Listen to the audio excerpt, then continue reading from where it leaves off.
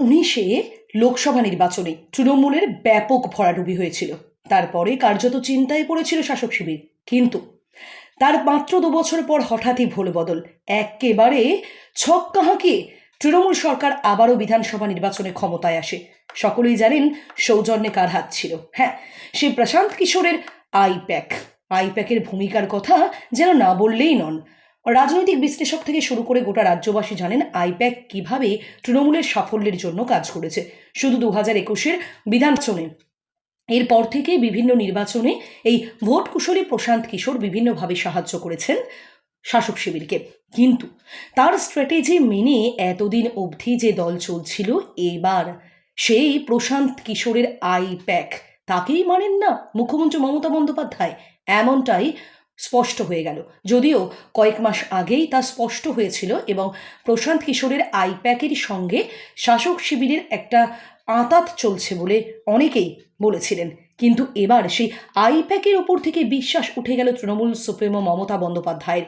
সূত্রের খবর, বিধানসভার বিধায়কদের নিয়ে সোমবার একটি বৈঠকে তিনি বলেছেন যে ওসব প্যাক জানি না, এলাকাভিত্তিক অনেক ভুলভাল তথ্য আসছে, আমি যে তথ্য পাবো সেই অনুযায়ী সিদ্ধান্ত নেব।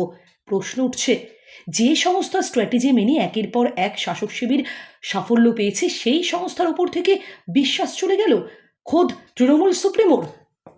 শোনা যায় যে এই আইপ্যাককে নিযুক্ত করেছিলেন অভিষেক বন্দ্যোপাধ্যায়। তবে কয়েকদিন আগেই অভিষেক বন্দ্যোপাধ্যায় নন, তিনিই শেষ কথা, এই কথা মুখ্যমন্ত্রী মমতা বন্দ্যোপাধ্যায় নিজেই জানিয়েছেন। একই সঙ্গে তিনিই দলের সিদ্ধান্ত নেবেন সেটাও জানিয়েছেন।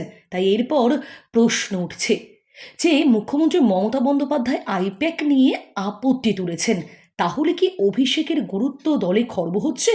যদিও এই প্রসঙ্গে বিজেপি নেতা দিলীপ ঘোষ মনে করিয়ে দিয়েছেন মুলায়ম সিং যাদব এবং অখিলেশ যাদবের দ্বন্দ্বের কথা। তিনি বলেন, এটা একদিন হতোই। মুলায়ম সিংয়ের পুরনোরা এখানে অস্তিত্ব রক্ষার লড়াই চালিয়ে যাচ্ছে, বিধায়করা 2 ভাগে ভাগ হয়ে গিয়েছে, তার মানে কিছু গন্ডগোল রয়েছে। অন্যদিকে তৃণমূলের এক বিধায়ক বলেন, নেত্রী কোনো সংস্থার নাম করেননি, তবে তিনি বলেছেন কোনো সংস্থা যদি ফোন করে তাদের ফোন ধরার প্রয়োজন নেই। আপনার এলাকার ব্লক সভাপতি বা অন্য কোনো দলীয় পদাধিকারীদের নিয়োগ নিয়ে মতামত চাইলেও দেবেন না, ওদের কিছু বলার দরকার নেই, আমি যা করার করব। ব্যাস, সকলেই ধরে নিয়েছেন তাহলে আইপ্যাক। কারণ আইপ্যাকের সঙ্গে যেভাবে তৃণমূল ওতপ্রোতভাবে জড়িত ছিল, কিন্তু হঠাৎই ছন্দপতন হয়েছে।